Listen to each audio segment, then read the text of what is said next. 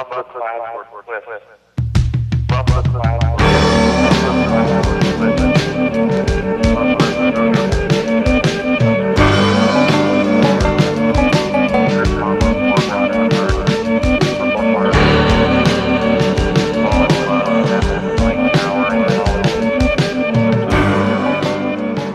Assalamualaikum warahmatullahi wabarakatuh.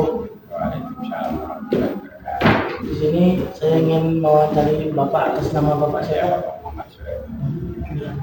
Langsung ke pertanyaan tadi Pak. Ya, Apa alasan filosofis pemilihan kayu ulin sebagai bahan utama pembangunan istana? ya, karena zaman dulu bahan yang paling kuat atau istilahnya dianggap tahan lama itu adalah kayu ulin. Makanya pembangunan ini mayoritas kebanyakan kita menggunakan kayu ulin, walaupun istilahnya ada sebagian kayu lokal ataupun kayu sebagian dari beda ulin itu juga ada yang dipergunakan. Tapi kebanyakan untuk bangunan ini karena khas kita untuk Kalimantan Tengah atau daripada menggunakan kayu ulin, maka khasnya kita memakai kayu ulin. Bagaimana bentuk atap istana menggabungkan gaya budaya Melayu dan budaya lokal Dayak?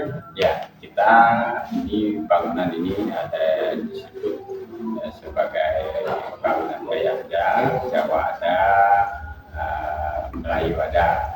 Bentuknya memang limasan. Limasan itu bentuknya panjang. Jadi perpaduan antara kita ini karena kita Melayu dan juga kita istilahnya tinggal di daerah Kalimantan, otomatis perpaduan itu kita gabungkan menjadi satu. Mengapa ukiran Mangkubumi ini tidak menampilkan bentuk hewan atau manusia secara utuh? Ya, di sini kita tidak ada khas khusus ya.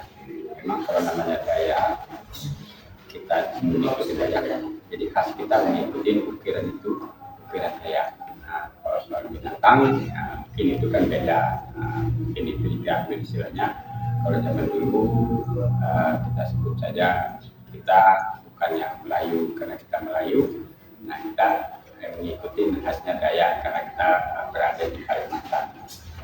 Bagaimana letak istana di pinggir sungai Arut berkaitan dengan sistem pertahanan kerajaan? Ya, kalau kita sini pembangunnya memang agak jauh dari Sungai Arut ya.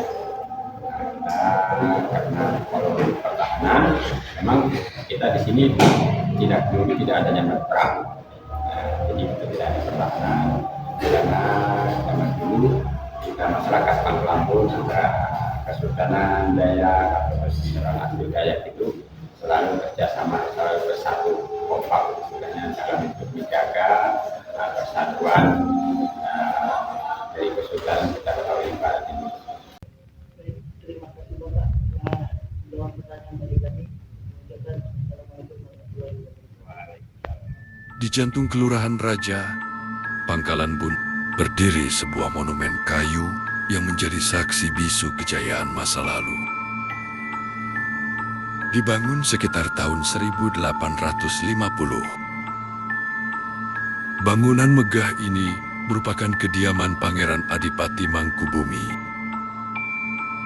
menantu dari Sultan Kesebilas, Kerajaan Kota Waringin. Seluruh nafas bangunan ini terbuat dari kayu ulinsang, kayu besi dari tanah. Dari lantai hingga atap sirapnya, kekokohan ulin mencerminkan martabat penghuninya. Kompleks istana ini terbagi menjadi 5 bagian utama, mulai dari bangunan induk yang sakral, ruang penerima tamu, hingga area pemandian Putri Tujuh yang dihiasi ukiran suluran berwarna emas dan merah. Keunikan arsitekturnya terlihat pada bagian pendopo. Tiang-tiang tangganya dipahat indah menyerupai intan permata. Sebuah simbol kemewahan di era kesultanan. Menjaga istana Mangkubumi bukan sekadar merawat bangunan tua, melainkan merawat identitas dan akar budaya masyarakat. Kalimantan, Kota Waringin Barat, agak agar tetap lestari sepanjang masa.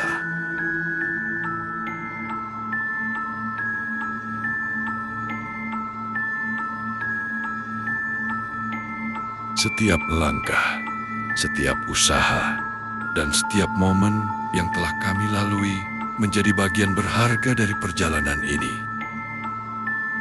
Semoga apa yang kami sajikan dapat memberikan makna, inspirasi, dan pelajaran bagi kita semua. Kami bangga dapat mempersembahkan karya ini sebagai bagian dari kreativitas dan kerjasama kami di Seman 1 Gumai.